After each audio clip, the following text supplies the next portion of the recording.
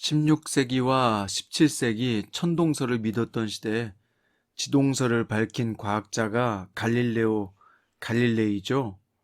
그는 지구는 둥글다, 지구는 태양 주위를 돈다 라고 밝히고 다니자 당시 로마 교황청에서 그를 불러다가 너 말도 안 되는 소리 계속하면 사형이다.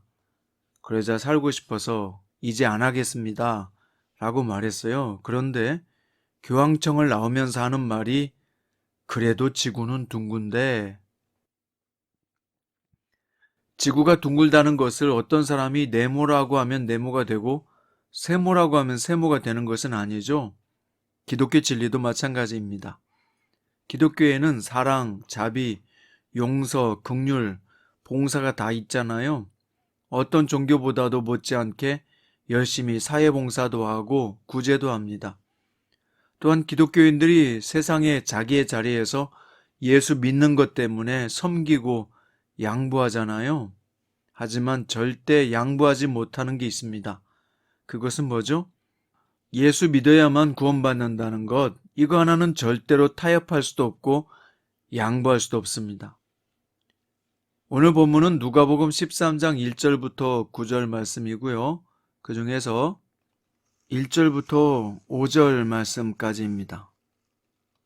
그때 마침 두어 사람이 와서 빌라도가 어떤 갈릴리 사람들의 피를 그들의 제물에 섞은 일로 예수께 아뢰니 대답하여 이르시되 너희는 이 갈릴리 사람들이 이같이 해 받음으로 다른 모든 갈릴리 사람보다 죄가 더 있는 줄 아느냐? 너희에게 이르노니 아니라 너희도 만일 회개하지 아니하면 다 이와 같이 망하리라. 또 실로암에서 망대가 무너져 치여 죽은 18사람이 예루살렘에 거한 다른 모든 사람보다 죄가 더 있는 줄 아느냐? 너희에게 이르노니 아니라 너희도 만일 회개하지 아니하면 다 이와 같이 망하리라. 아멘. 오늘 본문의 제목은 회개는 삶의 방향을 전환하는 것이다 입니다. 예수님은 자신의 모든 것을 비워주고 내어주는 삶을 사셨지요. 그렇지만 주님이 절대 양보하지 않는 것은 뭐였습니까? 내가 곧 길이요 진리요 생명이라는 것이죠. 그걸 보고 틈만 나면 예수님 주변에서 따지고 논쟁하고 싶은 사람들이 있었습니다.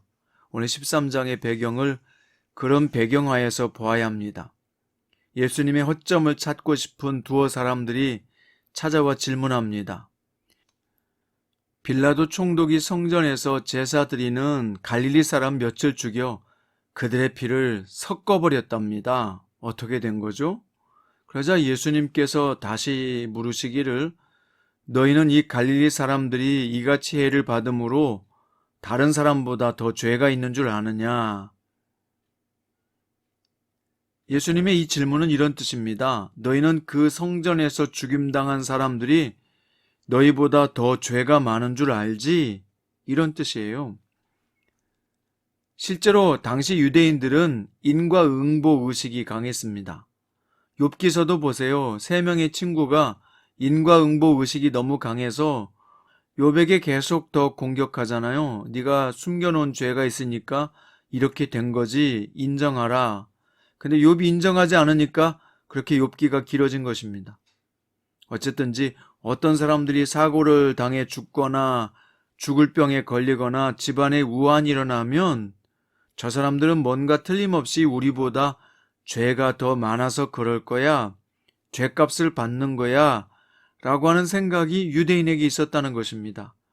그래서 요한복음 9장에 보면 한 맹인을 두고 제자들이 와서 뭐라고 하죠? 이 사람이 맹인이 된 것은 부모의 죄입니까? 자기 죄 때문입니까? 라고 물었던 것입니다. 그런데 우리나라 사람들에게도 이런 생각이 무의식 속에 잠재 있잖아요. 예를 들어서 어떤 사람이 천둥치는 날 벼락에 맞아 죽었다. 그러면 무슨 죄를 지어서 하늘의 노여움을 산 거야? 라고 생각하는 것입니다.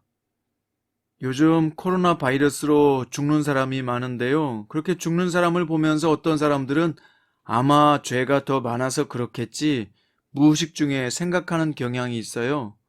감옥의 죄수들을 바라보면서 저런 사람들은 본래가 아주 나쁜 사람들이야.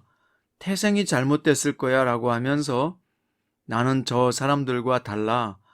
나는 한 번도 감옥은커녕 경찰서도 안 가봤잖아. 그러면서 은근히 자신은 죄가 더 없는 사람이라는 식으로 슬그머니 자신을 빼버리는 것이죠. 오늘 예수님의 말씀은 인간의 이런 속성을 아시고 하는 말씀입니다. 성전에서 본디오 빌라도에게 칼을 맞고 죽었던지, 실로암에서 망대가 무너져 18명이 죽었던지, 이 사건을 볼 때 중요한 것을 놓쳐서는 안 된다. 너희도 만일 회개하지 아니하면 다 이와 같이 망하리라. 사람들이 사고로 죽고 어려운 일로 고통당하는 것을 보면서 우리는 생각해야 된다는 것입니다. 아, 나도 회개하지 않으면 결국 하나님의 심판대 앞에서 저렇게 비참하게 죗값을 당하는구나 라고 생각하라는 것입니다. 왜 그렇죠? 사고는 철저히 하나님의 소관이기 때문이에요. 물론 죄로 인해서 죽게 하는 사람도 있어요.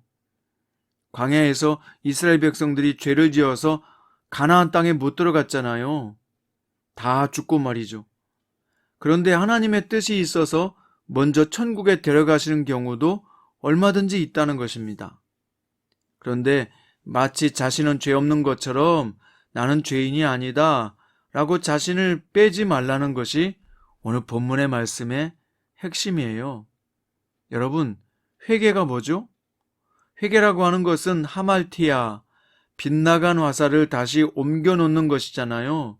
하나님의 목적대로 돌려놓는 것, 그것이 진정한 회개의 의미입니다. 그것을 예수님은 오늘 본문 7절 말씀에서 이렇게 표현했어요. 열매 맺지 못하는 나무마다 찍어버리라. 과실나무를 심는 목적은 열매를 보기 위해서죠.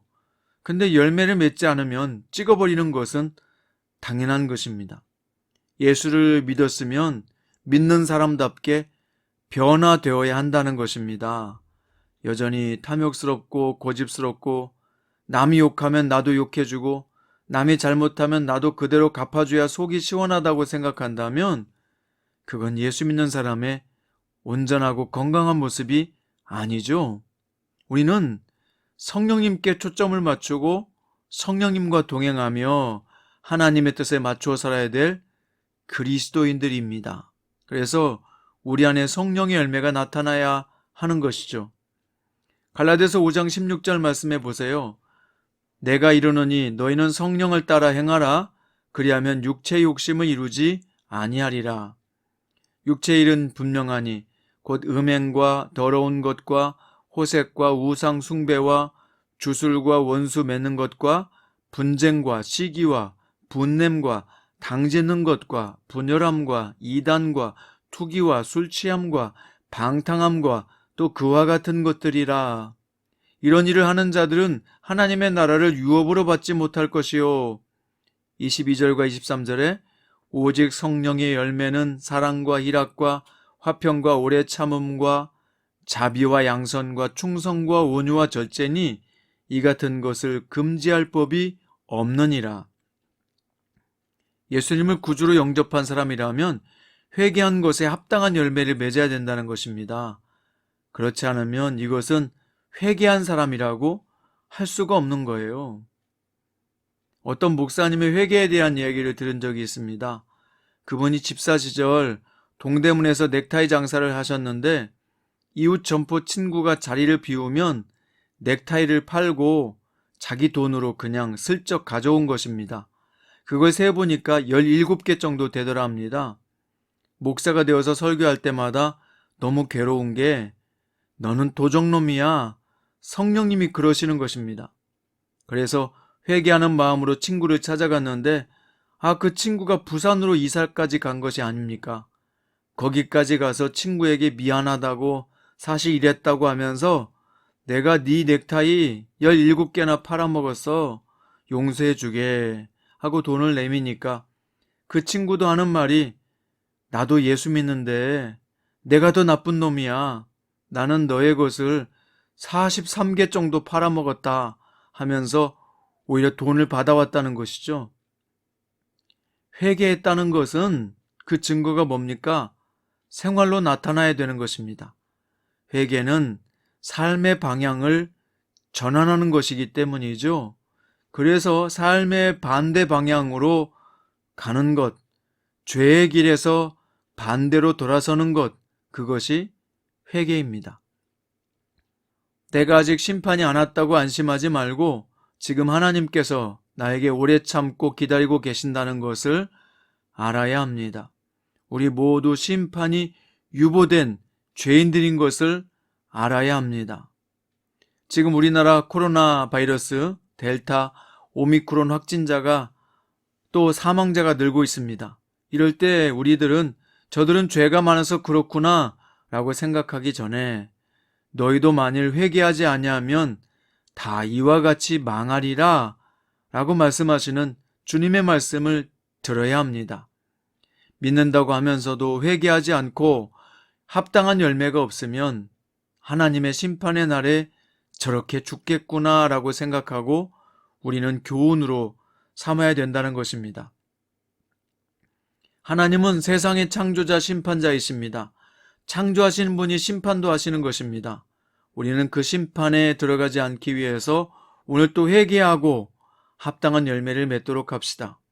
이사야서 1장 18절에 여호와께서 말씀하시되 오라 우리가 서로 변론하자. 너희 죄가 주홍 같을지라도 눈과 같이 이어질 것이요 진홍같이 붉을지라도 양털같이 희게 되리라 말씀하셨습니다. 오늘 주님 앞에 우리 죄를 고백하고 그 죄에서 돌이킴으로 진정한 회개 열매를 맺을 수 있는 저와 여러분 될 수 있기를 축원드립니다. 기도드립니다. 예수님, 우리는 사건 사고를 보면서 나는 아니겠지, 나는 저 정도 죄를 지은 사람은 아니야 라고 하면서 은근슬쩍 나 자신을 의로운 사람처럼 빼는 경향이 있습니다. 오늘 이 귀한 주님의 말씀을 우리 삶 가운데 적용해서 회개하지 않으면 다 이와 같이 망하리라 라고 하는 주님의 말씀을 깨닫고 회개하게 하시고 돌이키게 하시고 이제는 죄의 길에서 돌아서게 하여 주옵소서. 그래서 회개에 합당한 열매를 맺음으로 참된 신앙생활을 하게 하시고 오늘 또 주님의 제자로 이 하루를 살아내게 하여 주옵소서. 예수님의 이름으로 기도드립니다.